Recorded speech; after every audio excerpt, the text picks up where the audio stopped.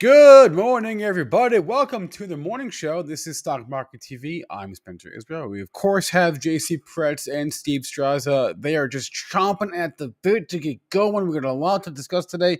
We got some crypto, Bitcoin, huh? How about that Bitcoin? We got some earnings. We have charts. We got so many charts. We don't even know what to do with all of our charts. So, Craig Johnson is our guest. Strap in, hit that like button. Let's go.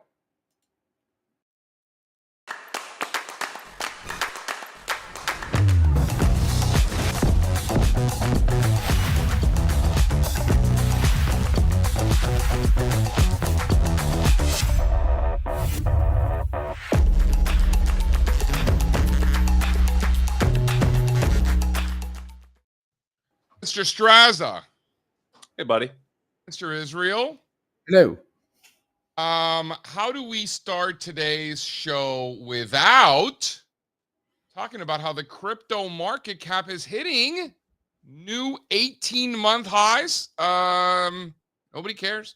New 18-month highs for total crypto market cap, which, by the way, fun fact, people makes it worth more than the total silver market cap. Fun fact.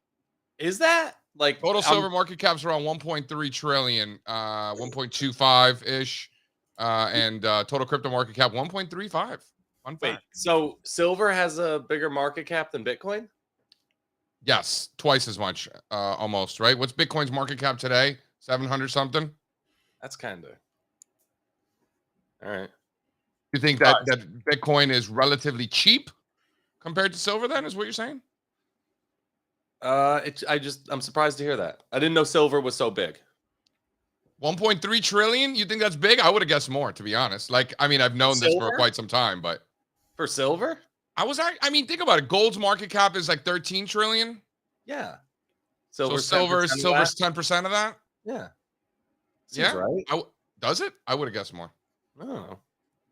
Listen, I mean, I've known these facts for a long time, but like before I knew, I guess I just assumed that silver was worth more relative to gold. It's 10% of gold. Yeah, you think that makes sense? Yeah, I think all right. That works. I would have surprised. I would have been surprised. Yeah, I got a chart. I think that the crypto market cap kind of gets does it get a little bit not talked about, right? I feel like it's all Bitcoin all the time. No? Yeah. I mean, that's fair. That's probably accurate. New 18-month highs, man. For total crypto market cap. I mean, how many people are talking about that? Do you see anybody other than me? I'm thinking about it. What are you thinking about? I'm back to a place now where as soon as I'm done checking futures from my phone in bed in the morning, I go straight to my crypto watch list. That's been happening. So change in character in my behavior this week. Information. Can you go to slide 2 there? And then we can hit the state of the markets, but definitely worth starting here. Is it any surprise that these high and tight bull flags are now ripping to the upside? In cryptocurrencies in general? Solana, Bitcoin, right? We got resolutions last night. Sure. I mean, these are some pretty monster trends. Best performing asset of the year is Bitcoin. I mean, you could throw Solana in there, but in terms of like big real assets, not that Solana's not a real asset, but you know what I mean? It has been, even when it was going sideways earlier this year. What, Bitcoin being the best performing asset? Yeah, it's the beta. You think that's all it is? It's just a beta? Yeah, because if you compare a chart of Bitcoin to a chart of the NASDAQ, right, and you use prior guideposts like former highs to give you an idea of how much they've taken back, right, in this bull market, Bitcoin's still not even close to those old highs, right? NASDAQ's already just about back there, but Bitcoin rose more to get where it got. You know what I'm saying? You need another $30,000 in Bitcoin appreciation, which is almost a double just to get back to the former highs. You ever do that, right, for relative strength? Rather than just look at the performance, analyze relative strength based on past peaks, right? Like, so the strongest ones right now are the ones making new all-time highs. You would say Bitcoin's the strongest one because it has the best performance off the lows. I would say something like tech is the best one because it's back at those old all-time highs. Why don't you hit the bumper and let's discuss tech. Why don't you hit that bumper there, Mr. Spencer?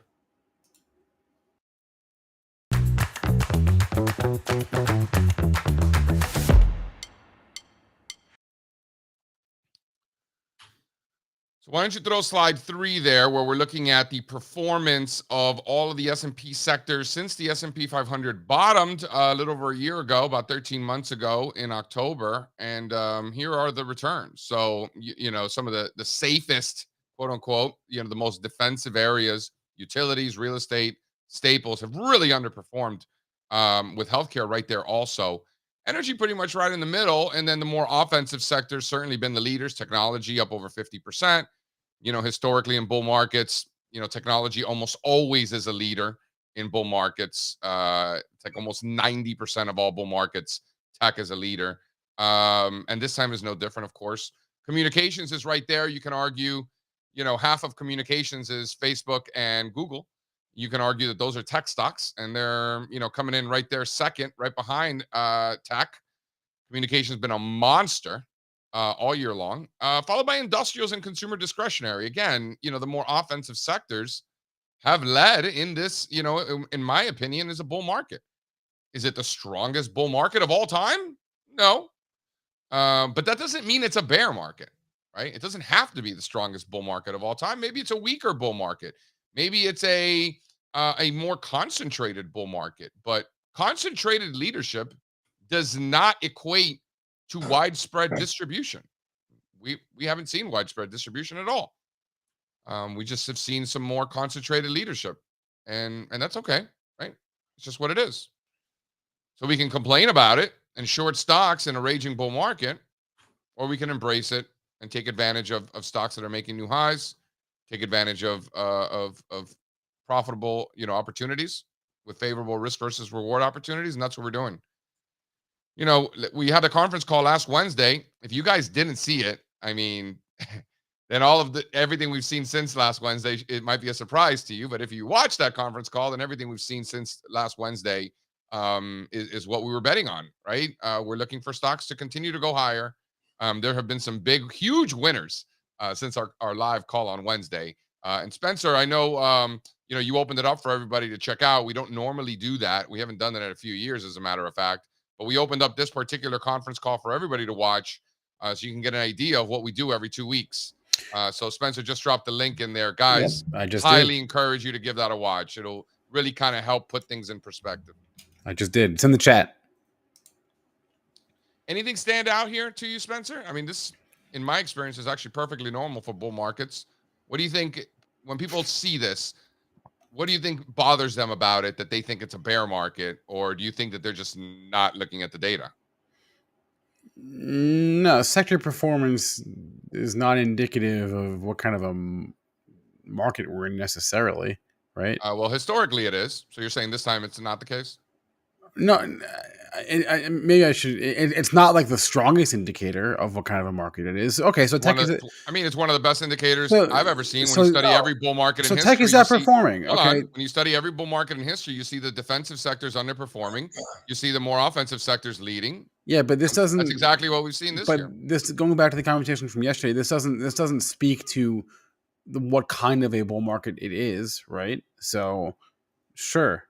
Tech is outperforming and defensive sectors are not, right?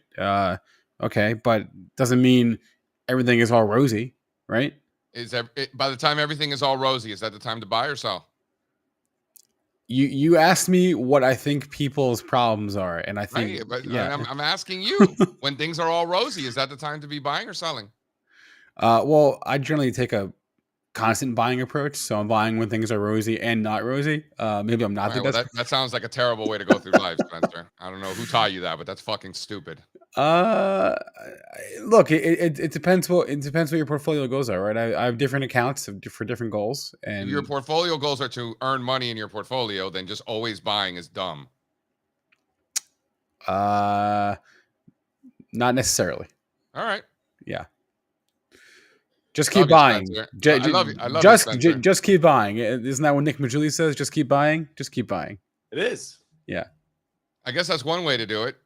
Yeah. Again, Strategy. different accounts for different goals, right? That is true. I do have an account that is actually always buying. I have actually multiple accounts that's exactly what it does. The truth about that strategy is this.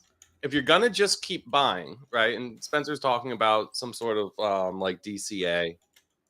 Some sort of, yes. I don't know what exactly you some do. some sort of DCA. Yeah, something like that. The big risk to that strategy, and where most people blow it, is they get scared and they sell at bear market lows. So you can accumulate for 10 years and do that, right? And be very religious about your DCAing.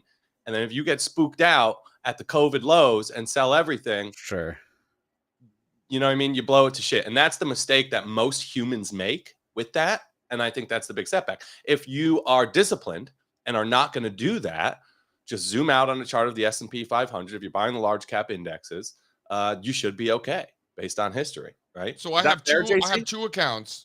Technically, it's 4 accounts because I have 3 kids. So for the kids, and then for one of my own personal accounts, I suppose it's joint with me and my wife, but nevertheless, for my personal account, I do have an account where it buys. It's not the S&P 500, but it's a very similar sort of situation. And for the retirement accounts, same thing. It's not the S&P 500, but it's a similar sort of situation. Every month, it buys the exact same amount. If the S&P 500 is ever down 8% or more in a month, it buys twice as much. Wait a minute. You mean to tell me that your kids are not irresponsibly long Bitcoin right now? Is that what you just said? My kids own no Bitcoin in their own accounts, but that's only because the state of Pennsylvania 529 whatever that doesn't give them an option. Otherwise, I would. All right. Plus, Daddy's got enough, for the fam. Daddy has enough exposure in the old crypto, in the old funny money. You know what I'm saying? So you can't buy beer or Bitcoin in Pennsylvania. Sounds like a fun place. You can on Sundays. Right? In Connecticut, you can't. In fact, in Connecticut, they don't even let you look at it. They cover it with these like brown tarps, like these like shit brown. So like you're not even allowed to look at it. I've explained this to you a million times. If you live in Fairfield County or anywhere in Southern Connecticut, it's not an issue. Right? We used to play Madden right back in the day when I went to college in Connecticut. We would play Madden, and whoever lost had to go make the beer run to New York. Yeah, so pick up a crave case of White Castle also. Like that was like, and let me tell you, these were some heated games. So if you're at Fairfield U, if you're on Reef Road, 20 minutes to Portchester and you got your beer. Not bad. It was more than 20 minutes, dude. 25. That I-95 is brutal. Why don't we talk about that S&P 500? And I have serious mental issues. Like my wife, every time we go through there, she's like, "Yes, JC, I know, 95. I know. You don't have to tell me every time." Can you look at slide 4? Why don't you tell me what's happened here? Is that an anchored VWAP pinch? Is that what that is? A Brian Shannon special? So this didn't get talked about enough. Right? This is my favorite way to anchor VWAPs over any like long-term analysis time frame, right? So I'm anchoring from the all-time highs and then the cycle lows from last year. Those VWAPs converged right together, and that was the floor for this corrective phase. And how about the market reminding us just how important those August highs were, with a big gap back above that level, and then some bullish follow-through in the past few days. So back above 430. Bulls back in control for now, or at least I would say the ball is back in the Bulls' court. See what they do with it. Are you saying the offense is on the field? Call your offensive plays? Ooh, I like that analogy. That's a Tony Dwyer. That's a Tony Dwyer saying. I don't want to. That's good. I'm definitely taking it from him. I like that. I've never heard that before. By the way, get Tony Dwyer on here. I don't know Tony Dwyer. You get Tony Dwyer. All right, I'll get Tony Dwyer on here. Tony Dwyer is the man. That's his quote. If we just dumb the analysis down to the most basic form of trend following, we got a higher high, the first higher high since July in the NASDAQ and the S&P, right? Now I want to see a higher low. In fact, I would rather see this 430 level completely hold, but you definitely need some sort of higher low. And then let's see what we could build from here. But I don't know about offensive plays, but Bulls ball. We're not. I mean, I'm calling offensive plays. We bought Uber yesterday. listen. I don't think it's like balls to the wall, green light quite yet. Like But if you're the New York Jets, you call your defensive play when your offense is on the field, right? You play defensive, right? They got that little quarterback guy who hooks up with his mom's friends. What's his name? Okay. I'm not. What's his name? JC, Zach Wilson. Come on. Zach now. Wilson. How hilarious is that, by the way? Okay. Yeah. No, you don't think that's funny? I find it funny. Quickly, we're talking about discounted cash flows. Not discounted cash flows. Dollar cost averaging. Discounted cash analysis. Right? Isn't that what the fundamental people do? That is what they do. Yeah. Right? Strazza, DCA, DCF. DCF. Yeah. Discounted cash flow. Discount, you got it. Discount fund models. What is it? Discounted cash flow models. Discounted cash flow It's net models. present value. Right. That sounds like a whole barrel of monkeys. So I really do, getting back to Spencer's strategy of just always buying. I don't see a reason not to do that in part of your portfolio, depending on what the objectives are. My kids aren't going to be going to college for one of them's going to be going in 15 years. Another one's going to be going in 17 years. My financial advisor says that the number is $100,000 in their account by the time they're 5. That's the number. Okay. Well, good luck. Just an FYI. That's something I learned a couple of years ago. That's a higher number than I thought. Because right now, I think I was putting in like $300 a month, right? I think I was putting $300 a month per kid. So it was like a G note a month. That only gets them halfway through sophomore year. So they can do what I did, pay for half themselves. Yeah, or I could just do a better job so that they don't have to pay for it. Which is what I'm trying to do here, Spencer. As you see, that's the point. All right. So anyway, in that account, that's what I do. And we got another question. What brokerage does that? I use, I don't know what the state of Pennsylvania uses, to be honest. I have no idea. Wait, this is for the 529s. For the 529s, they use whatever 529s use. And then for my personal portfolio, I do that on Fidelity. And it doesn't do it automatically. I actually have to do it, by the way. Like there's no automatic double contribution when it's down 8%, right? Something like that. This conversation's boring me. Can we bring Craig on? Yes. We certainly can. I thought this was interesting. Some of us are thinking that way. And I was breaking Spencer's balls before, kind of kidding, just kidding, not kidding, right? But I think there's a time and a place to always be buying. And I do have a series of accounts that do that. But let's understand that that's as a complement to the other stuff that we're doing that has nothing to do with the crypto and the Bitcoin. It has nothing to do with the real estate. It has nothing to do with the entrepreneurship. It has nothing to do with the trading that we do every day, the Uber we bought yesterday. These are completely different things. Yeah. So to answer your original question, right, which I think is the time to buy when everything looks rosy? Generally, I guess for a tactical portfolio would be no. Sell calls all day, baby. Woo! So JC DCAs into American Eagle coins. Wait. Craig Johnson wants to chime in on this 529 discussion. All right, here we go. Craig Johnson is way older than I am, so he has way more experience. Come on, he wants a piece. Bring him on. Bring him on. Yo, Jay, we've been friends for a long time. Make the call. I mean, this is pretty professional, guys. Nice show you got going here.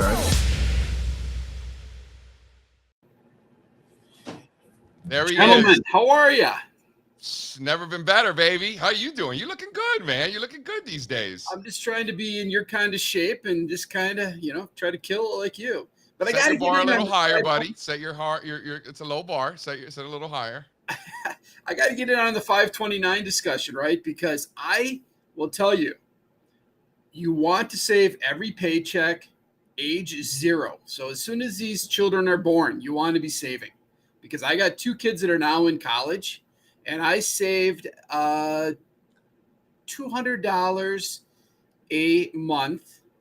No, wait, I said $200 per paycheck for each child. That's $800 a month. $800 a month, $400 a pop. Correct. And, I look at it, my kids are going to have enough money to get through college. One of them is graduating in May from Elon.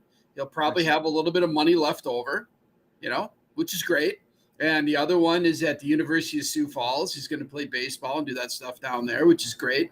But the 529s are great. You just got to get started early on them, and every single month just drip money into it and forget about it. Because by the time, JC, your kids go to college, you're probably going to be paying, could be upwards of $80,000 to $100,000 a year at the higher end schools. You just don't know what it's ultimately going to cost you.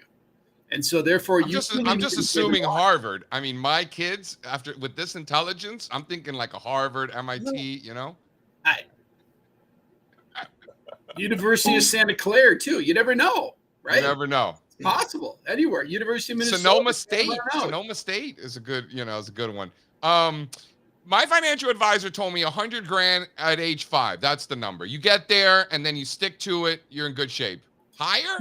Keep going up, because the biggest part of inflation has been created by universities over the years. Yeah. And that is the thing that's going to, and again, you know what? You make too much money. Your kids are going to get no scholarships unless they're like super athletes at baseball or something like that. And we know that's a possibility, right? We got a shot. Right. But I would tell you, plan for the absolute worst. Okay. Plan for the worst. And if they got money left over, then you know what you do is you take that money, you hope your kids are fertile, you get some grandkids in the future. Yeah. And then you roll the money over and you do it that way. Yeah, that's another really good way to do it, is that you can roll it over to your children's children and stuff like that. And it's it's really high net worth investors. It's one of the ways that they continue to pass on wealth. And it's a better way to do it than a uniform gift to minors too, because if it's a uniform gift to minors, when they become 21, they automatically get whatever money's in there, and you may not want to hand over a couple $100,000 to the kids at age 21.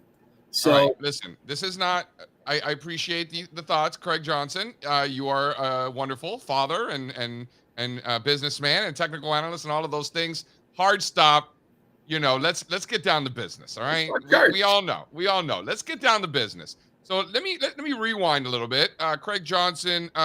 What are you? Chief technical strategist at Piper Sandler. What's the name now? It is Piper Sandler, chief technical strategist at Piper. Been here for 28 years. Ooh, wow. Some of these kids haven't even been alive that long. Years ago, Craig, you sent out terrible towels to only the smartest minds. And on that terrible towel, for those people who are familiar with the Pittsburgh Steelers, terrible towels. And on that towel, what did it say? CJ2K? CJ2K. And we put that out in 2013 because I was really frustrated by what the sell side was doing.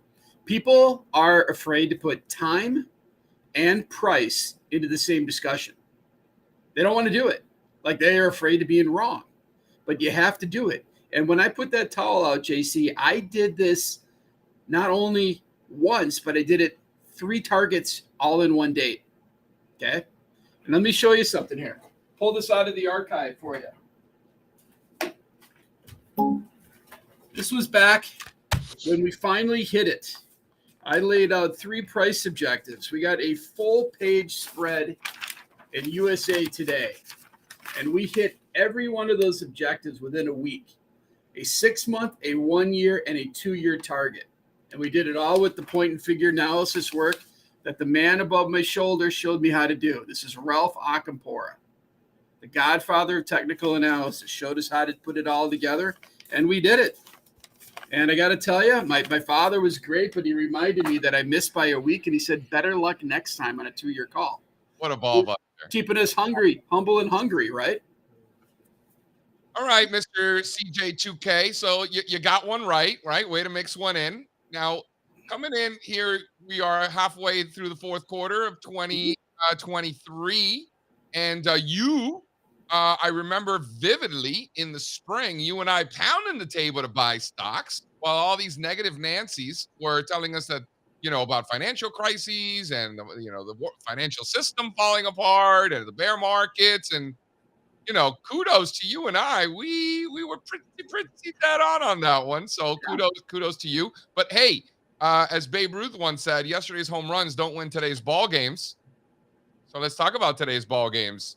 Buy everything? We'll talk about it. So it's also add to this. So we were right on the S&P 500, continuing to move this way higher. We got up to 46.25 by we got into the July timeframe, had a 10% correction.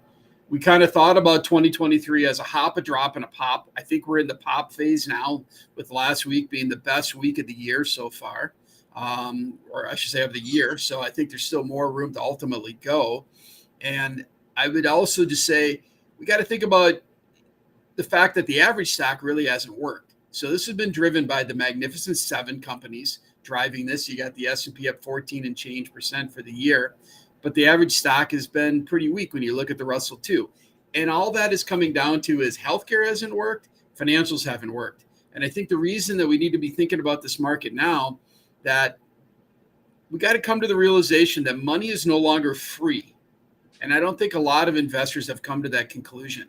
We've got a 40-year secular change in interest rates that have taken place in this country, and we're now seeing that money is no longer free. That being said, we are going to see rates pull back. Stocks are highly correlated right now to 10-year bond yields. And I've said, and I think you picked it up on Twitter, I think you're going to have a 3 handle on the 10-year in the next couple months. And that You're is saying I picked up on it? I think you sent that back out, if I'm not mistaken. That the 10-year yield is going to 3%? Correct. That I said that. I think you forwarded that out. Maybe. Oh, yeah. I retweeted it. Yeah. So again, you put out good work, Craig. Don't listen to what people say about you. You put out good work. I typically just sort of do the things that I see and tell me what the charts tell me to do, and I kind of don't worry about everything else. But the point that I'm trying to say is that I think you're going to see rates come down. They need to come down, and the reason being is from a pure technical perspective, you don't reverse a 40-year downtrend and not have a check back. As simple as it gets. You don't get a 40-year downtrend reversal and not have a check back. If you now hold on. How many 40-year downtrends that are reversing are you counting here to say that you don't have a check back? Well, there's only been 3 secular changes in rates in history, JC, going back all the way to the 1950s. And so you got only 3 periods to study. You got the 1950 period where you reversed higher. You got the 81 period. And then you also have the period that you had in 2022. And you're saying they checked back both those times? Absolutely. Yeah, because this guy here will tell you that you're not in an uptrend until you make a higher high and a higher low. And so you got to pull back to make that higher low. And that's what's going to be coming. I don't think people are expecting it. And you're going to see equity markets probably find a pretty good bid in the short to intermediate term, which gets you back to the old highs. And then it's going to become judgment time to see if the breadth of the market widens out. And next year, you got a lot of factors to think about. Yield curve has been inverted now for 16 months, and a yield curve turning back to a normal slope yield curve. That's going to be, I think, a pretty interesting event that's going to take place next year, right? It has to. It happened in the early 80s, and stocks did great. They did great. It's just everybody right now is frightened that the curve has been inverted for 18 months. You got all these global conflicts that are taking place. You've also got a Fed that has raised rates. But geopolitics and global conflicts historically is bullish for stocks. So why do you think people get scared about that? I think, stocks are emotional. People are emotional. People are worried about losing wealth, seeing these bigger crackbacks. They spend a lot of time purely just thinking about, the absolute dollar value in their portfolios and not thinking about some of the trends, which is a mistake. They should be thinking about the trends. But at the end of the day, you put all these factors together, this has pretty much been a Teflon tape in my mind. Like, you've thrown a lot of stuff at this tape and not a lot has stuck to it at all. And so from my perspective, this market's probably going to keep grinding higher into year end. In fact, they got a 48.25 year end objective, which seems still high, about 10% higher from where we are right now. But at the end of the day, when rates start to come down, I mean, look at Janet Yellen did last week. She came out and said, we're just not going to issue here at the long end. We're going to issue at the short end. Smart decision, but also a necessary decision, considering we got $32 trillion in debt in this country. We're not going bankrupt. The U.S. is the best country in the world. That's never going to change. I'm never going to buy a Russian ruble. Okay, I'm keeping dollars, and I'm going to hang on to my dollars, and you're going to continue to see equity markets work. 70% of the time, equity markets go higher. I think it's crazy to be bearish in here. Trends really haven't improved enough yet to get everybody back on board in a bigger way for the bullish side of things. But that's coming in, I think, next year. I love the quote, a classic quote there, Spencer Israel. You have to be crazy to be bearish here. When I look at the data, I see a lot of bearish folks. There must be a lot of crazy people in the world then, I suppose. You've got CTAs, the most short S&Ps like ever. You've got the National Association of Active Investment Managers, historically pessimistic. Consumer sentiment is still down in the dumps. When you look at hedge fund positioning, super short. Are all these people crazy? What was it? What was it Jay-Z who said, if everybody around you crazy, maybe you the one that's insane?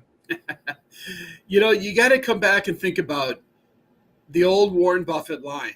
When everybody is, fearful, this is when you want to step up to the markets. And when everybody's greedy, you want to sort of step away from markets. I didn't quote him exactly there, but the point I'm making about this is that what else are we going to throw at this tape? Again, we've had a 51% advance in 10-year bond yields over a 7-month period of time. We've heard all of these things happen, and we've heard all these things thrown at this tape, and yet it still doesn't want to come down. I get why people are negative, but at the end of the day, I don't, to be honest. I mean, I get it with all the issues that I have out there. I can see why you're negative, but this is But Craig, what are the issues that people are so upset about? Participation. It's not geopolitics because we know that that's bullish. It's not seasonality because we know that that's bullish. It's not the yield curve because we know that that's bullish. What are people so angry about? Well, let me step back and address all these. Okay, let's go through this real quick. Right, you've had the Fed raise rates 11 times over the last 20 months. They're trying to slow down the economy to bring down inflation. That could possibly lead to this economy slipping into a recession, which could lead to more people getting laid off. They're nervous and fearful about that. Second, you have seen a 40-year, I think Spencer put it up, a 40-year reversal in 10-year bond yields. Everybody's looking at the cost of everything going up. A lot of the younger folks out there today, are trying to buy a house. They're like, honey, we need to buy a house. We're going to have some kids. And you look at the cost of housing now, and it's gone through the roof. So rent, it's cheap. It's way cheaper to rent. Why must you own? The whole, buying a home is the American dream is a lie. Not that cheap to rent either these days. Oh, it's not cheap to rent at all. But again, if you can come in, JC, and lock yourself into a 30-year fixed mortgage, inflation is going to help you out over that 30-year period of time, and you're more likely going to get the American dream and own a house. Okay, and that will be a positive from that perspective.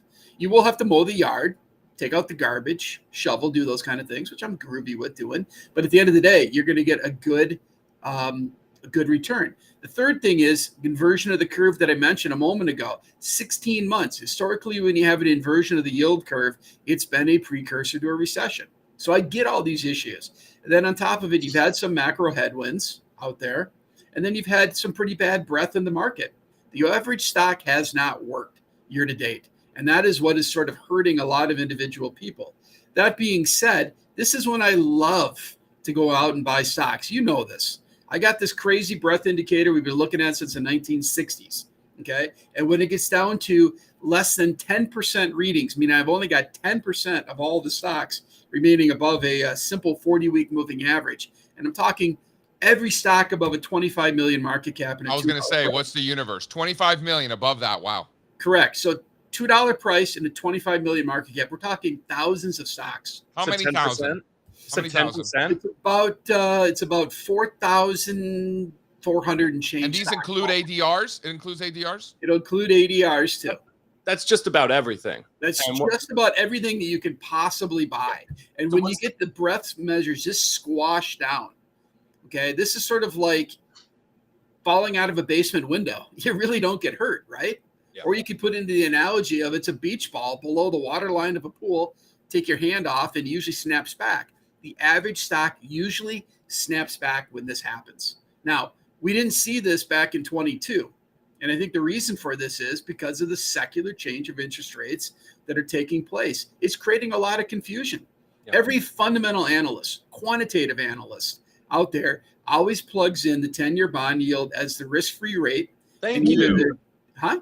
Thank you. Explain this to JC. Yeah. And so when you have a dividend discount model and you're plugging in your risk-free rate, everything now looks a lot more expensive. And that's the problem that people are having with markets, and why I think there's a lot of confusion out there right now is Sounds like a very simple solution. Don't do that, and then you won't have that problem. It's just the way it works. keep in Wait, mind. who works? The sell side, because they're always so the buy on top of side. things. The buy side. The people Well, who are it's making the buy side, and it's going to be, JC, it's also going to be all these computer models and computer trading models that are happening out there that are plugging in 10-year bond yields as a risk-free rate, or your Black-Scholes model, right, for doing options calculations and everything else. Everything is going to be tied off of the quote-unquote risk-free rate.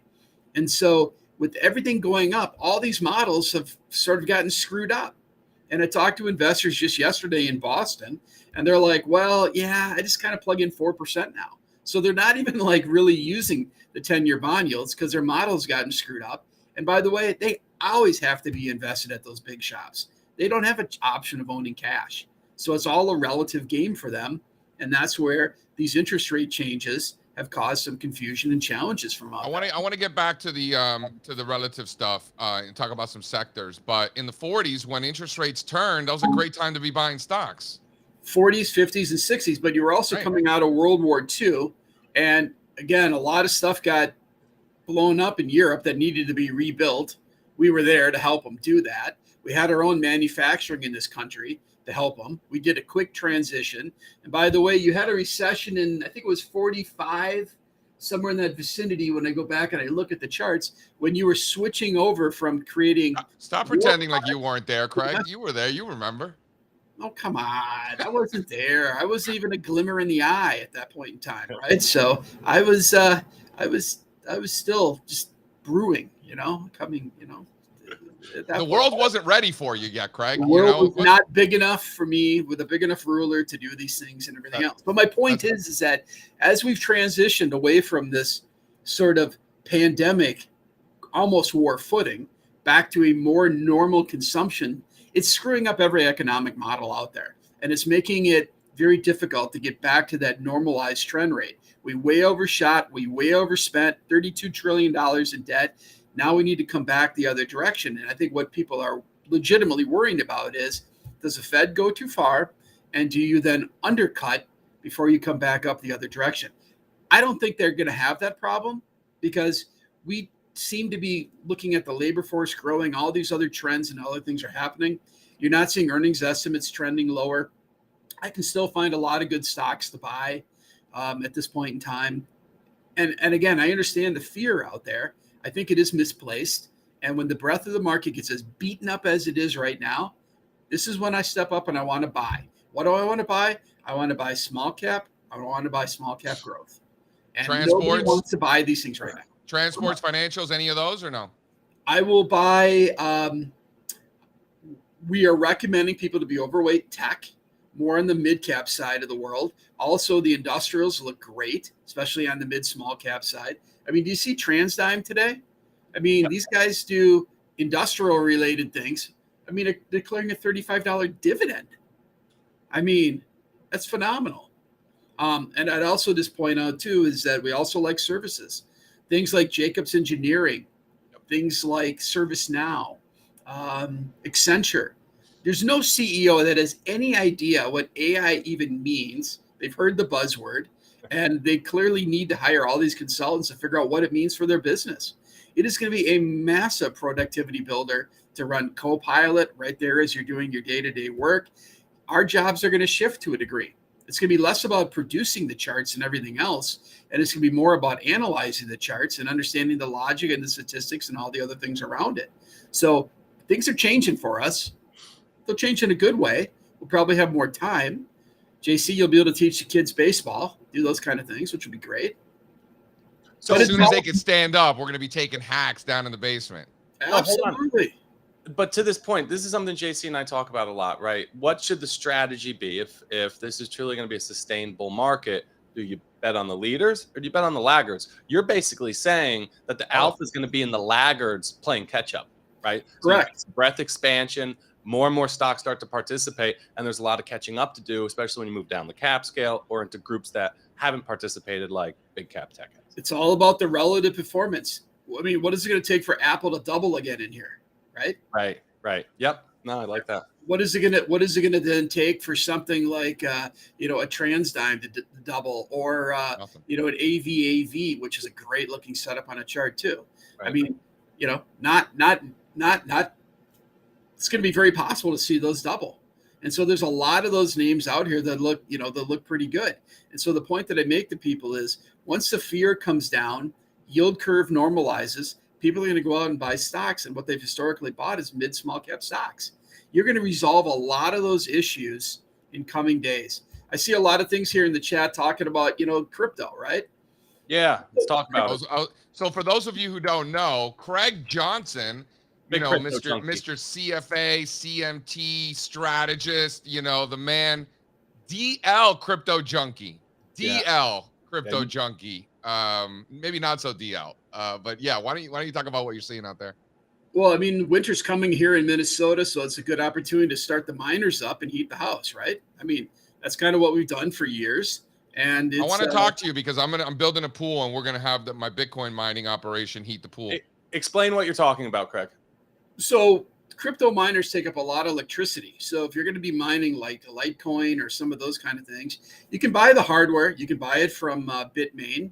You can run these machines. They take up a lot of electricity. And again, for those that understand electricity, 3,600 watts to run one machine. That's 220 plugins. Think about a double oven, 2x, running 24/7. It's a lot of electricity, but there's a tremendous amount of heat that comes out of those machines. So if you can build an apparatus to recapture that heat, you can take that hot air with a blower motor, put it into the cold air return on your furnace, turn the blower on your furnace, and heat your house with crypto miners. And this is something you do, or it's possible? He's been doing that for years, bro. Doing it for years. It's something you can do, and even in but it was you and your kid did it together like a project, right? That was cool. That is so cool. Yeah, my son got hurt playing hockey, and my wife goes, "Oh, you need a father-son project," and I said, "Okay, we can do that." And so he goes, "What do you think, Dad, about maybe making a lot of noise, playing with networking, maybe do some crypto mining here in the basement, those kind of things?" And I'm like, "Tell me more." And so then we went out, eBay, bought our first rig, put it in the basement, and all I could hear from my wife upstairs was no and hell no as the thing spun up and made all this noise. So then it became a father-son project to figure out, okay, how do we dampen the noise? How do we cool it in the summer? So one of the questions that came in from one of the subscribers here, people following the chat, is, so we had to put in an entire air conditioning system in just for the cryptos. Wow. Again, put it on a low ambient kit so you can run it when it's 20 below zero, because you still need cooling in the winter. Because it just takes up it puts out a lot of heat. Are you running these year round? I have been running them year round. I'm in the process of trying to figure out an even better cooling solution for these things, because again, in the summer, high humidity, heat, and all those other things, you got to keep these things in a controlled environment. You can't just go and run them and be inconsiderate of the heat because they put out so much heat. So the summer I had them offline, but also I didn't really care because it was less profitable. But now that prices are going back up, I'm pretty cool with it. That's coming back up. What's up with BTC? BTC to 100? Well, BTC will ultimately get there. You got halvings coming up and everything else. But more importantly, right, is that you need to watch two places for crypto. You got to watch Coinbase, number one, for the retail side of the world. If Coinbase is still around and everything is going great, that's a positive. Institutionally, you got to keep watching Fidelity. If Fidelity leaves the business, you got issues. But again, I don't think that's going to be the case, because I got BlackRock that took a position in Coinbase a couple years ago. They actually own a slice of Coinbase. And so you got a couple ways to play this. From a trading perspective, you can trade the BTC all day long. That's great. But why not go out and think about just buying the Coinbase? Right? What I'm doing. I like it. Because if the rules get put through for crypto and you get your first Bitcoin ETF, demand for Bitcoin is going up. And Coinbase trading is going to go up, and the enthusiasm is going to come back into the crypto space in a big way. You're going to be sort of exiting your kind of crypto winter in a big way. And I think that'll be a good move. And I think Coinbase is there to benefit from it. In fact, they're proving to be the best and cleanest player out there, period. I mean, they've gone out of their way to do that. We've been talking about that a lot here. Right. So how long before BTC to 100? I don't have a great estimate on that for you, JC, to be honest with you. So I'm going to hold back on that because I thought it would have already happened. What about S&P to 5,000? How long? That'll happen next year. Is when I think that will ultimately happen. So What quarter? Well, I mean, if I'm right that you're going to get this back to 4,800 by year end, I wouldn't be surprised if it happens in the first half of the year. If you can give me a 6-month window, I think it would happen in the first half of the year. But I hate it when you and I agree so much. Remember the old days? You and I feel like would disagree more in the old days. Well, as you get older, JC, you get wiser. Is that what it is? I used to be young and unwise. I think that's just what it is. But look at the chart you got here. Is that not a classic sort of inverted head and shoulders? Bearish to bullish reversal is what it looks like to me, Craig. That's exactly right. And so, again, this is probably going to be your best way to play this because even Coinbase is talking about having some of their own coins and some of their own things out there. And again, there's nobody better and a more. What about MicroStrategies? MicroStrategy seems like more of a Bitcoin pure play. It's working better too. I don't think you want that. It could be, but again, the demand for coins as it becomes sort of more mainstream and you get the rules around it. I mean, the guys at Citadel have said, hey, we'll trade anything as long as we know the rules of the road. And right now for crypto, they don't know the rules of the road. Government could change those rules of the road tomorrow. And therefore, they've they've dabbled in some of these places, but they have not really stepped up until the rules of the road are clear. That's all coming probably in the next 6 months. Last thing before the fun police comes and kicks you out. The correlation between stocks and bonds inverted, right, is what? It's highly inverted right now. It's highly inverted to what we've been used to the last couple decades. You mean? Does that continue? Is that sustainable? Right. That's my question. So now that it's a much more positively correlated relationship versus that negative correlation that we've seen over time. Is this here to stay? Is this something we need to get used to? Those correlations change all the time. And the correlation you'd mentioned, the 40s, 50s, 60s, in that era, both of those were positively correlated back then. So, again, it's too early. It's too early for some of these things. Can you put that long-term chart of 10-year bond yields back up? Because the other point I want to make to people is when you had that secular change of rates in 1981, it took from 1981, the far end of your chart, until 1985 to actually violate the secular uptrend. I think the biggest thing that people are missing at this point in time is the fact that a turn in rates is going to take years. It's not going to be done in a New York minute. It's not going to be done in a month. It's not going to be done in a quarter. It's going to take years. And you want it to take years, JCs, because if you don't have it take years, this is like putting a bull through the china shop, and you saw the outcome of it in March. And if what the market doesn't like is it's not so much the direction of rates, it's the rate of change of rates in both directions, right? You got it. And you going up 51% in 7 months is unsustainable. You have to get the check back, and when you do, equities are going to get a good, strong bid. You're buying stocks, Craig, but you failed to mention what you're doing with bonds. You're buying bonds too here? Well, you certainly can buy the bonds. I'm just more focused on the stock side of the world because that's what I do for the day job, right? As I talk stocks to all the different institutions out there. But at night, when you're working with your crypto mining operation in your basement, are you also thinking about bonds? Actually, it sort of runs itself. I can go out to the gym and start to work out again since both kids are in school, which is great.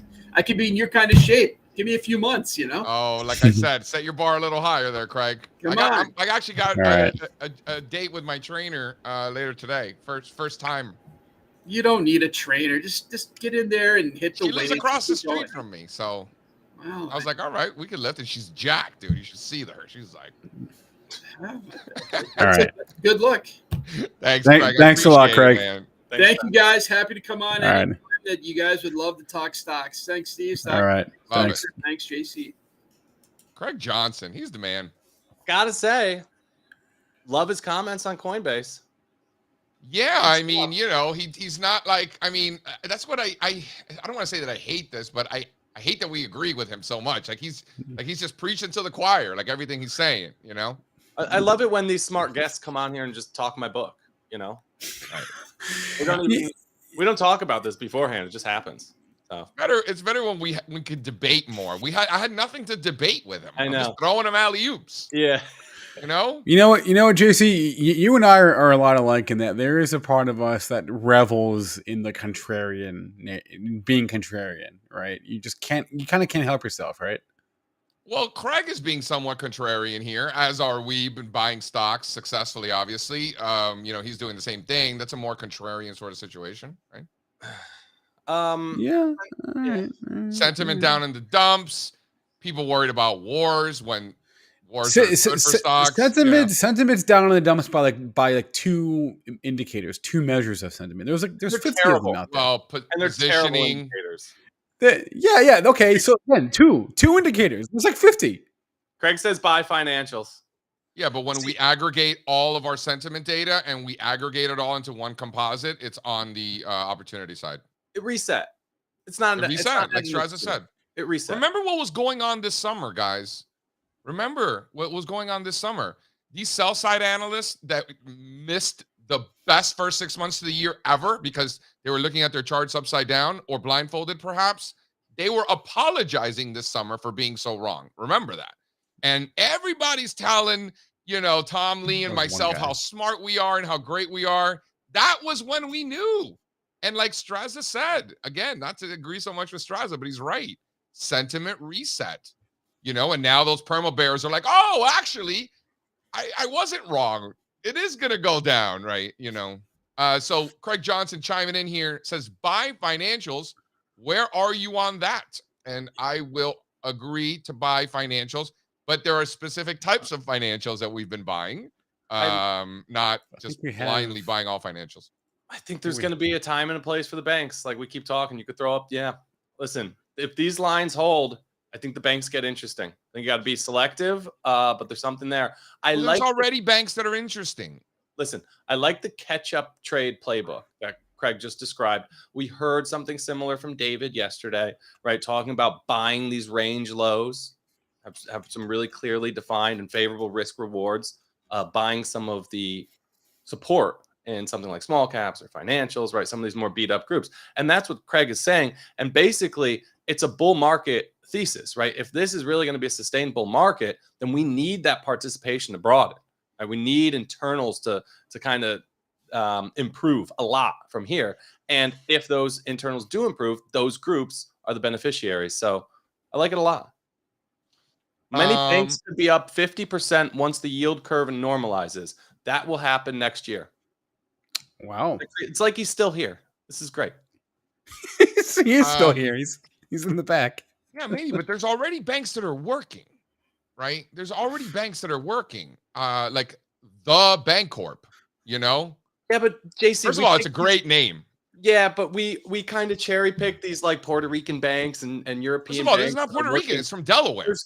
There are hundreds and hundreds of U.S. banks that are literally trading at lows or multi-year lows or at the lower bounds of their range that don't look good. 90% of banks look pretty bad. Delaware's state motto is liberty and independence. Yeah, I don't like Wait, JC, So wait, why what is that can't bank? this particular bank be what? What is that Bank Corp symbol? TBBK, the Thank you. Bank Corp. Yeah, I knew it was something funky like that. All right. So They just owning it, like we are the morning show. Like there's no other morning show to watch. We are the morning show. This is like there's no other bank to buy. This is the Bank Corp, right? Yeah. You don't think that's funny? Like, it's a great name. So last Thursday or Friday, whatever it was, right after the coin report, stock was just kind of like hanging around, right?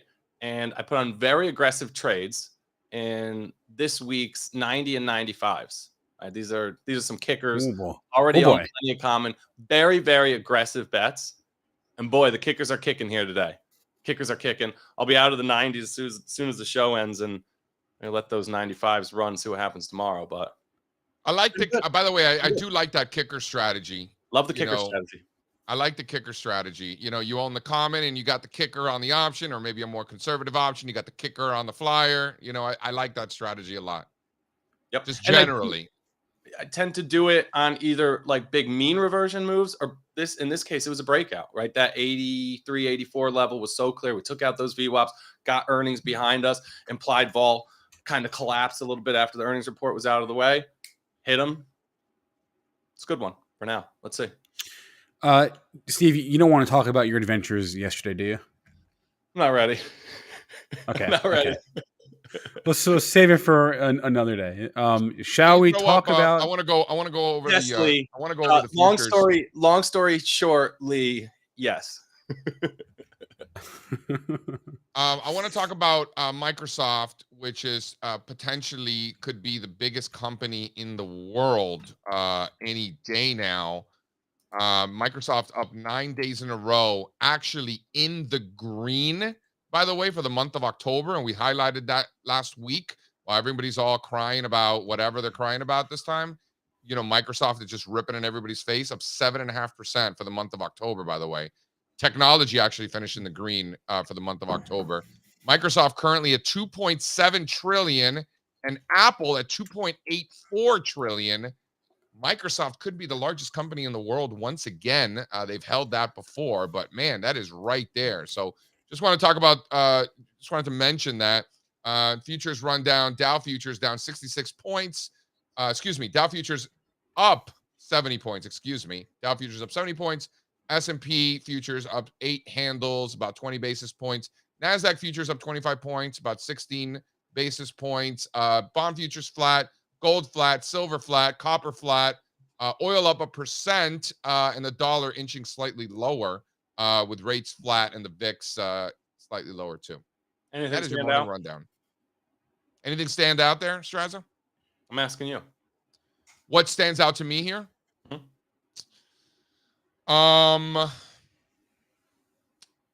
fact that there's nothing going on this morning, like nothing. Everything's flat. Gold flat, silver flat, copper flat, Dow essentially flat, S&P's flat. Like there's just literally nothing happening this morning in the futures market. Bitcoin's up 5%. I mean, yeah, I was gonna say Bitcoin up 2,000. Oh, sorry. Good point. Fair. Sorry. Yes, Bitcoin is ripping.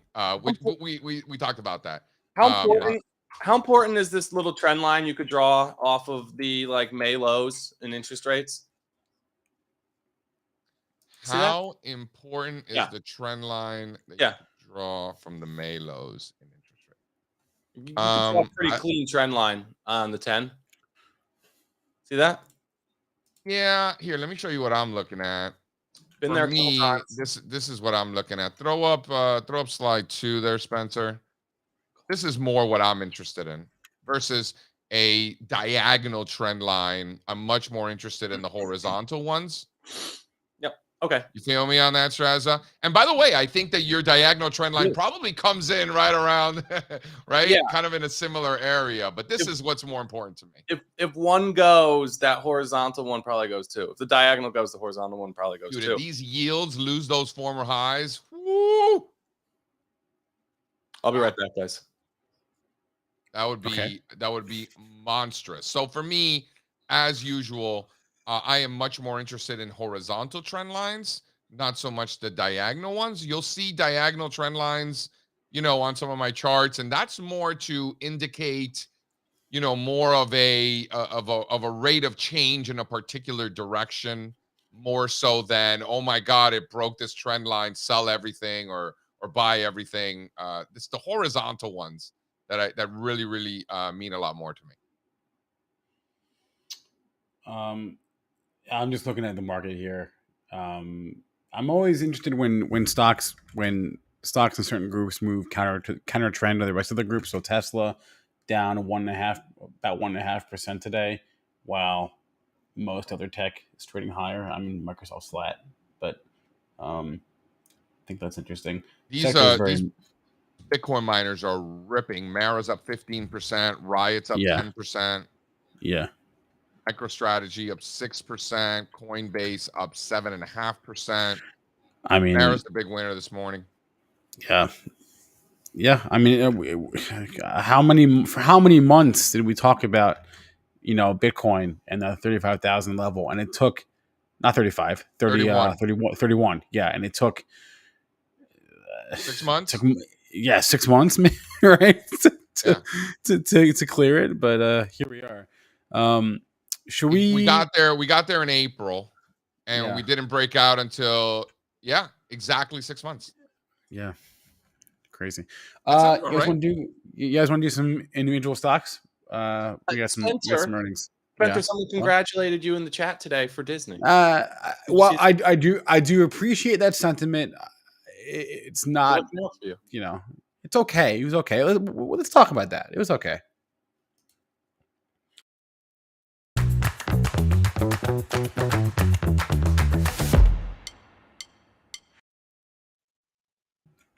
So yeah, I do appreciate the sentiment on Disney. The last several earnings reports have been pretty disastrous. This one was not a disaster, so I guess by that measure, it was okay. Great commentary. Some great commentary from Iger. The expectations are low, and they cleared them, so which is good. The earnings beat, the revenue beat. Wall Street likes more cost cutting measures, which they talked about. Disney Plus subscribers came in above estimates as well, 150 million there.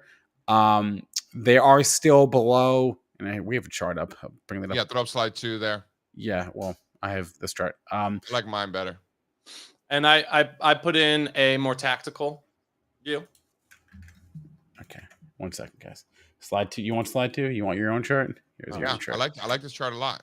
All right. So yeah, like I said, low bar, they cleared it. Zoom in. Show the zoomed in chart. Where's that? Is that next? It was after the original one. Oh, okay. 1 second. There's So 11. yeah, like the stock is up this morning. We're back down to support, and this could potentially be a failed breakdown. You got a small reversal pattern printing too. If you zoom way in. Yep. It's cute. Nice job on Disney, Spencer.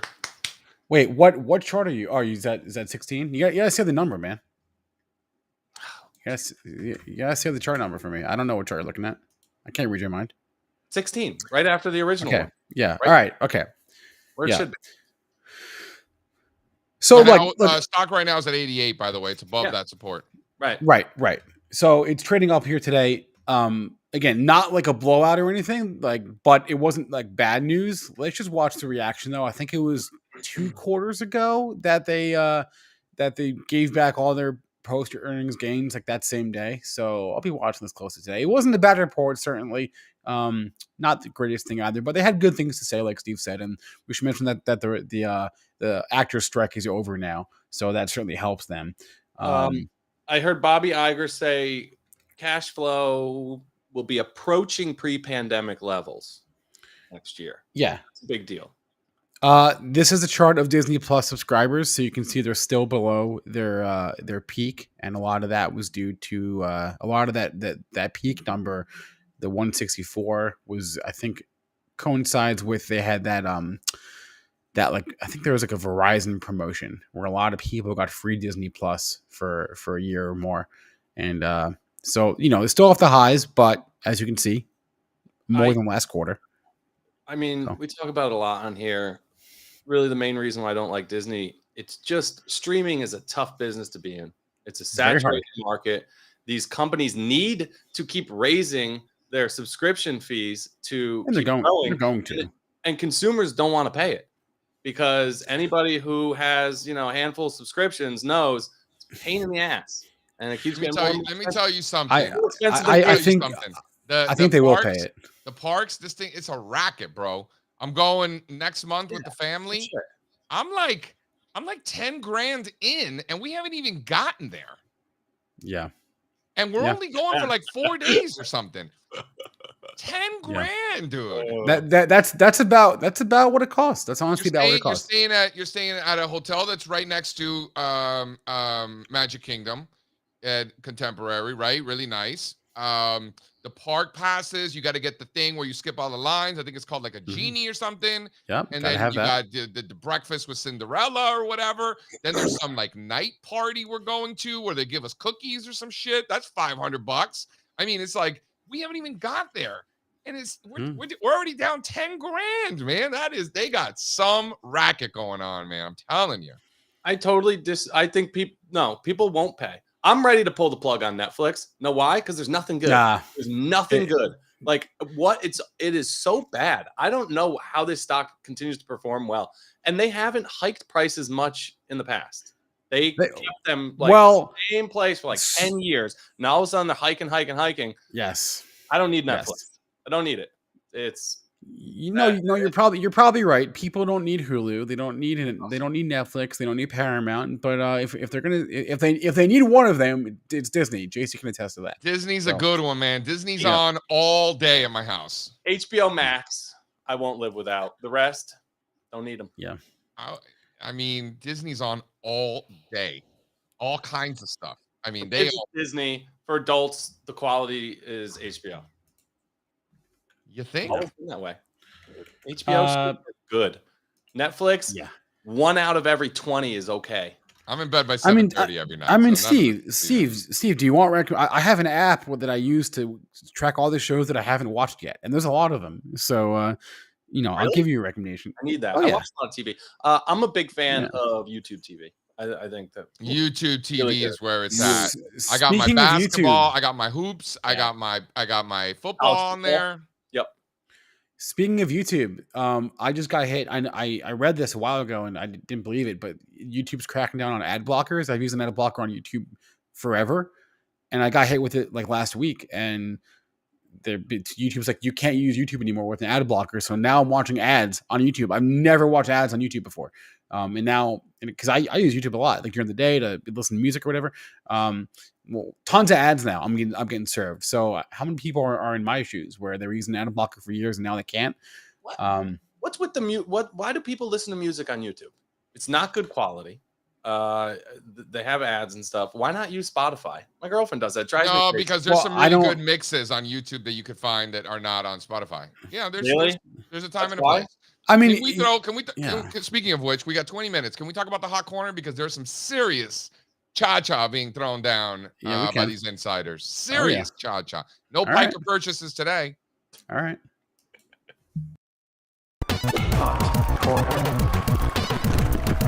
So hot right now. Okay. So who's Jeff Ubben? Why does he sound familiar? Value Act Capital. Oh. He pops up all the time, huh? Yeah. I mean, they're a big fund. He's on the board at Exxon. Doesn't own that much, though. They own like $200 million worth. I feel like he owns another $27 million worth now. No, it's like 200 now. This is the updated number. I feel like to be on the board, you should be like one of the larger shareholders, and they're just not. But been on the board for a while. Interesting strategy, or he calls it governance investing. He has an interesting take on ESG investing and kind of how he goes about that. I was reading an article today. Regardless, 26 million is a lot, and it's a big theme here today, right? Oil Energy and gas. transfer. Wow. Oh, this is Kelsey Warren, largest shareholder and founder of Energy Transfer. He's a pretty consistent buyer over the past year, out here buying another 13.5 million. And then pays a heck of a yield, right? Yeah, it's over 10%, I think. And then Blackstone Minerals, talk about a hell of a yield. Another double-digit yield there from Blackstone. And we had a Form 4 filing from the same CEO just a few days ago. So this one's on our list again. And JC, like you said, all sizable purchases. You know, it's fun to talk about these purchases in millions, not thousands. So yeah, when some guy buys $100 grand worth of stock, I don't really care that much. 27 million catches my attention. 13 million in the ET. catches my attention. Like, that's serious, cha-cha. What about this insurance company, ESGR, 10 milli? Yeah, it doesn't look bad either. There's a level there, so that's a CEO buying 10 million, and Keurig Dr Pepper, operating officer, 3 million. So all very, very, material buys from these insiders. Dude, this N-Star Group, this is from Bermuda. This chart looks fantastic. Look at this thing. I mean, insurance stocks in general, so it's not like, this one's unique. You look at a lot of these insurance stocks, particularly the ones from Bermuda, and a lot of them look great. Insurance stocks are just crushing it, but this is a big transaction. How much did this guy buy? $10 million? The CEO? You think he did that because he thinks the stock goes down, Strazza? No, it was a good list. It was a really good list today.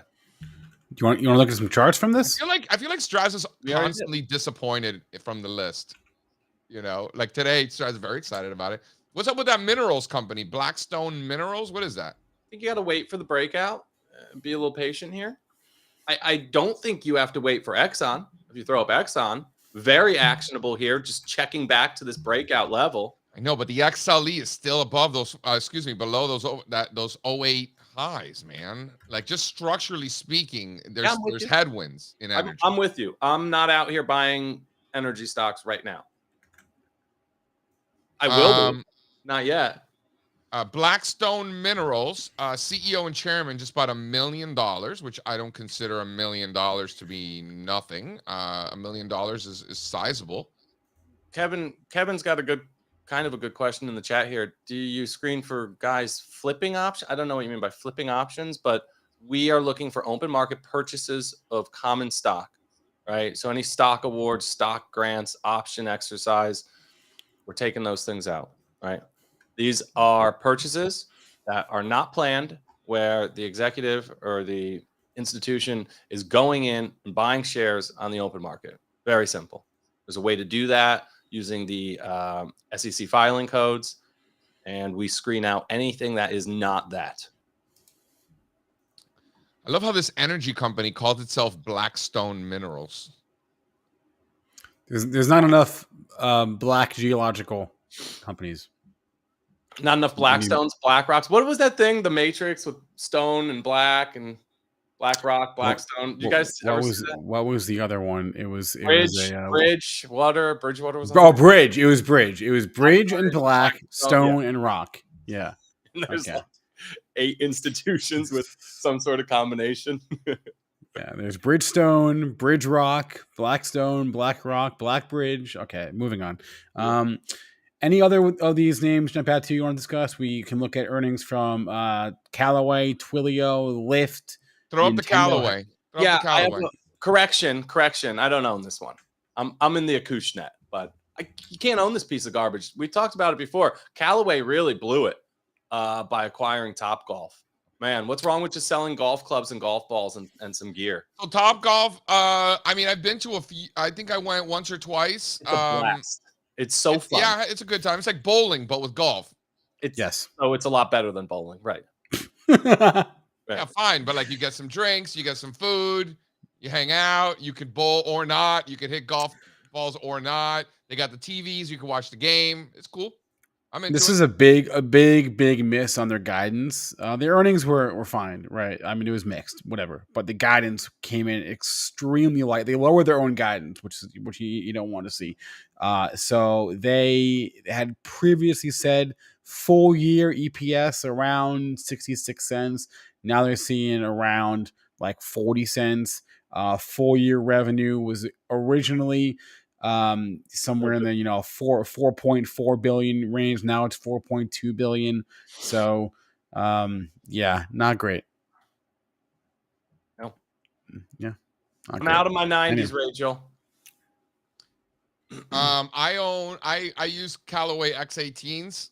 And back in the day when I got them, that was like, yeah, they're good clubs. Pretty good irons. And then one of my friends said not to tell people that that's what I use. Well, because dude, that was like 15 years ago. Yeah, that's about right. Yeah. I shouldn't tell people that's what I use.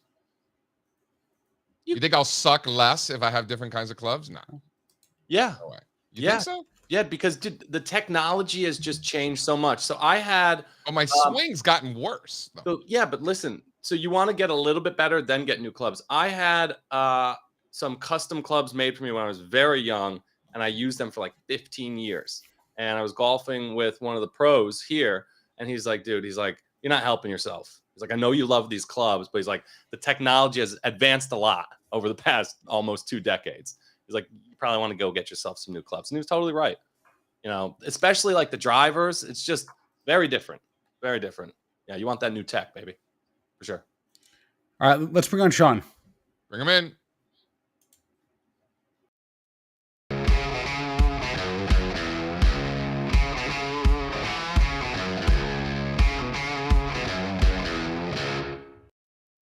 Shawnee, baby. Where's Shawnee? Is up, He's there. fellas? Oh, what's up, Shawnee? How you living? You know, there's an ugly rumor that Aaron Rodgers actually never tore his Achilles. That it was all. Dude, it was I all saw a that. scam. I saw that. What do you think about that? As somebody who looks just like Aaron Rodgers, do you? Wait. Do you have anything to The say about rumor that? is he did not tear his Achilles, and what happened instead? You know how kind of like the Lions, like their best players, like just retire in the middle of their careers because they'd rather not play football than have to play for the Detroit Lions. Like It's kinda not a like one of those rumor. things. It's not a rumor. It's a conspiracy, and it's a very fun one. Well, I love me a good conspiracy. So do some of your former colleagues, right, Shawnee? Well, All right, I'll give my moving right brother over- Aaron a call and see what he says about that. I suspect he's going to say silly. That's just plain silly. So, Shawnee, baby, yesterday we walked in, and the strategy is much different than what we have been experiencing over the last few months, where we have been looking to, take directionless bets, take advantage of elevated premiums, and collect that cash. And yesterday we're like, bro, the volatility index went from 23 to 14 very quickly. Yeah, So let's take advantage and buy some cheap calls.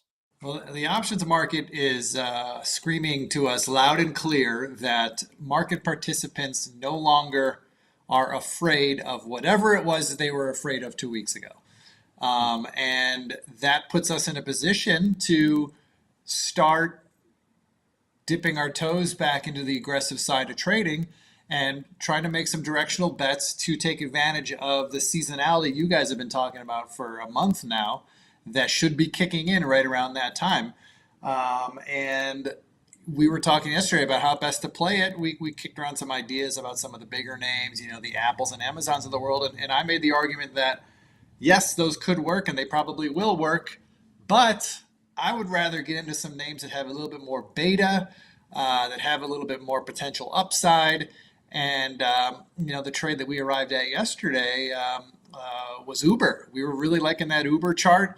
I told you guys, and I got a little pushback from you guys on this one, but I said that one of the reasons why I liked Uber, not the only reason, but one of the reasons why I liked it was that if this thing starts going, it's one of those stocks that everybody knows the brand, everybody uses it, I shouldn't say everybody, but many people love it, myself included.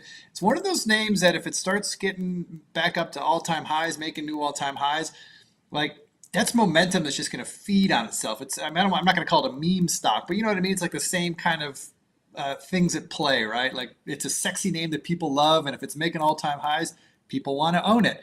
I feel like that could play out if we get a rally going in Uber. This will be a fan favorite, right? Exactly. Like these consumer stocks, when they get hot, they get real popular. I'm totally with you. And I'm not saying it's going to happen, but it could happen. It's more like I made the joke in the meeting yesterday. It's not going to happen in Newmont Mining, right? Like no one's going to go chasing Newmont Mining or a stock like that. It's not a fan favorite, but a stock like Uber that's making all-time highs, that's going to make the headlines. It's going to be talked about in the newspaper. They're going to talk about it on Fin TV. It's like one of those names that people love. Why Can did you we throw up a slide? Throw up slide 2 there, Spencer. Why did we decide against the coin? Remind me. Because you're the only one that likes it. Right again. Okay. No, it's because you know why, Strazza? Because these are two different things, right? The Uber is taking advantage of the things Sean discussed. There's a different element the coin, it's not that it's the coin is not a good trade. It could very well be. It's just a much different type of trade. It was at its level, and now it's left the station. So Yeah. Okay, the great. moment to act has now passed, and all it was a bet that these high and tight bull flags were going to resolve higher. And look at the moves that you're getting today from MicroStrategy. 100%. But these are two different trades, Strazza. It doesn't Yeah. mean that one is better than the other. They were just different. Well, okay. Yeah. I personally, You want to take another I like the victory Uber lap chart better. or no? You like our trade better? I like the Uber chart better. That's personally why I would choose that over Coinbase. I like the Uber just because it was the type of vehicle we were looking for to express the thesis that we had. Yeah, it doesn't mean that there aren't other theses and other vehicles to express those theses, but what the strategy that we had sort of ironed out in our little powwow led us towards Uber. It doesn't mean that that Coinbase wasn't going to do well. It's just a different trade for different reasons. That's how I looked at it anyway. Yeah. That chart you got up there right now, though, I mean, holy smokes. Like, I didn't realize how poorly Lyft is performing relative to Uber. That's crazy. It's over for them. Where did they go wrong? I don't know. It's not over for them. They are just the little brother. They have a 25% market share. Dude, by little brother, it's a $4 billion market cap. Uber's 100. It's not. They don't have a sustainable business right now. My little brother, like, this is a fetus. Here, speaking of Lyft, they report earnings overnight. So their gross bookings up 15% year over year. Uber's up 31% year over year. How much money did they lose? How much money did they lose? Oh, I didn't actually write that down. Let's take a look real fast. I mean, Uber's printing money over here. I know this isn't the same, but like it They surprised lost me 3 that cents a share. it Yeah. surprised me that Lyft is performing that way, because when you think about being the number 2 player, right? I don't know if you guys learned this in business school, but I did a long time ago, that the reason why Budweiser is the number 1 selling beer brand in America, or at least traditionally has been for a long time, anymore. is not because people love Budweiser. It's because people go to the bar and they ask for their favorite beer, whatever it is, some fancy IPA, and they don't have it, and then they get frustrated and say, all right, just give me a Budweiser. And that is why Budweiser has long been like the number 1 selling beer in America. So this is not the same, but I can certainly relate to when I'm looking for a ride and I'm on my Uber app and I hail a ride. It says I got to wait 15 minutes. I'm like, oh, screw that. Then I'll open up Lyft and I'll order a thing at Lyft. Lyft is always my second choice. Also, something that we haven't discussed, Uber is a verb. Like Google, right? Lyft is not a verb. Great. Whatever. Point. Yep. Right? I don't know. No, to Sean's point, it is so Verb easy status. to just. Verb It is status. so easy to price match. You don't like one, go to the other, right? There's no. I don't know anybody with brand loyalty to Uber or Lyft, right? It's not close. I have brand loyalty I to do. Uber. I've never used the Lyft. I've never gone on a mustache ride. All right, paid- fine. I know one person. No, I do the Uber X. So if you're going to pay Yeah. them, right, the Well, monthly. the other crazy thing, And you're going to use guys, Uber. too, is if you get into an Uber, I don't know if you've had the experience. I've certainly had this experience numerous times. I get into an Uber and I see the Uber driver. He's got his phone on the dashboard He's got Lyft set up to the too. Uber app. He's also got a second phone set up to the Lyft app. He's got them both. He works for both. Yes. Yeah. Have you guys seen that? I've seen it all. I see it all the Yes. time. 100%. Yep. Uber's better. So it just surprises me that if Uber is performing this well, I would think that Lyft would at least not be making lows here. I mean, geez, it's crazy. Well, Uber has is more diversified. They have the food delivery. I don't even know if Lyft does and that. I freight. think they do. And freight. And freight, Uber- which we don't talk about.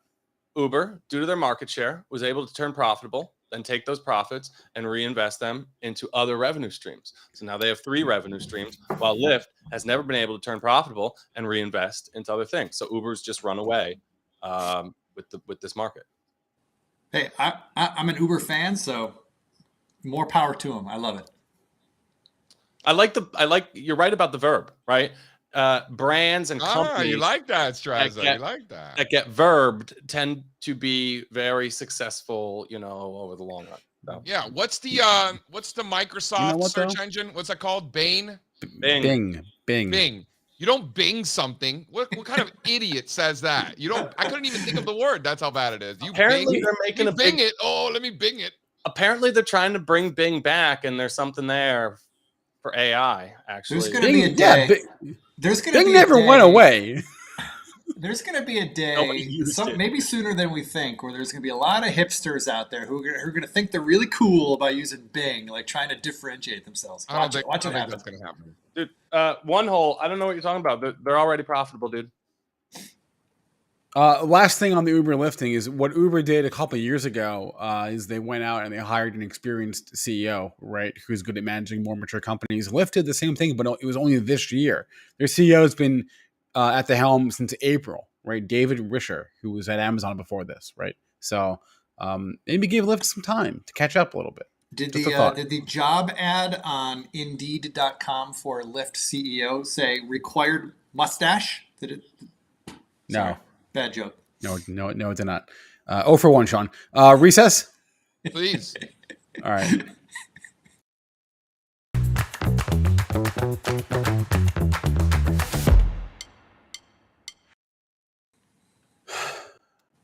What do you guys got? Anything good? I need to make a request of anyone watching. I am in the market for a desk. I need a good desk. It could be a standing desk. It doesn't have to be a stand. I don't care. All I care about is it's a high quality desk. I am in need of a desk. If anyone's got a desk that they use, drop it in the chat, tweet at whatever. What are you using right now? A 30-year-old kitchen table. Listen, the move is you get a standard desk, and then you get one of these keyboards that I have that can come No, up. get the thing that I have. I have the what is it, Vera desk? Clearly, you don't want what he has because he never stands. He doesn't use it. He's sitting. So full of shit. I use it all the time. No, those are far more expensive. My thing was like a couple $100. I could sit, I could stand. Makes no difference to me. Tell me what you've got. Tell me what you've got. It's a keyboard tray that you install under the desk, and when you sit, there's a latch. You move it down, and you could sit, and the keyboard's there. And when you stand, you just grab it. You know who loves Strazza's desk is his cats. Oh, dude, I had to kick her out. She was being disruptive. When Craig was on. All right, we got some ideas in the chat. Thank you very much, everyone. For my recess, before we run, my recess is there are over 1,000 stocks on the New York Stock Exchange that are up double digits this year. So if one of these fools tells you only 7 stocks are going up and you believe it, you are the fool. So 25% of stocks are up more than 10%. All right. Sounds like a pretty arbitrary stat. Well, on average, 70% of stocks underperform the S&P 500. So, yeah, we're right on par. It's been a thin bull. We're not on par. It's been a very thin bull. Fine, but it's not 7 stocks. If 1,000 of them are up double digits this year. Nobody on here is telling you it's 7 stocks. I know that. I know. But I'm speaking to, you people. I got use guys. Use guys. All right. What are we doing? I got some trades to make here. Yeah. Okay, Sean, we'll see you in a couple hours for the options jam session. Steve, we'll see you at 1 o'clock for Trap Request Live. Catch you guys there. Go make some money. Dude, I'm going to go get my ass kicked with this girl from across the street. Oh, man. Oh, my God. Whoa, what was that, that's Sean? so cool. Sean has balloons. I have no idea what that was. I didn't do Is it that. your birthday? Okay, I think Spencer anyway, did. I did not do that. I promise you. Run it. I can't take no loss. I don't even know what it costs.